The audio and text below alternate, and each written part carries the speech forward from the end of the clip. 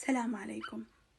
تحول مدني ديمقراطي أو ديمقراطية مدنية، كلمات عاملة زي آيات السحر، ما وإن قلتها أو تلوتها إلا وارتدت الحركة الإسلامية صريعة كالذي يتخبطه الشيطان من المس.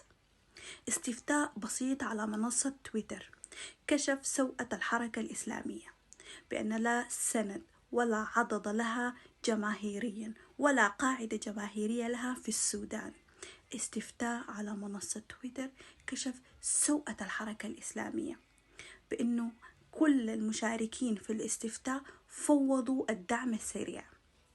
الدعم السريع قوة قومية تخاطب وجدان ومشاعر الشعب السوداني، تخاطب أشواق وتطلعات الشعب السوداني بإقامة حكم مدني ديمقراطي فيدرالي.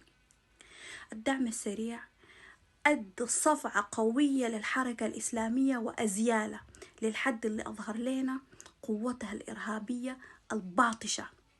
الشعب السوداني لم ولن يقبل بأن يحكموا طغمة فاسدة مفسدة عاثت في أرض السودان فسادا طوال 30 عاما وأكثر.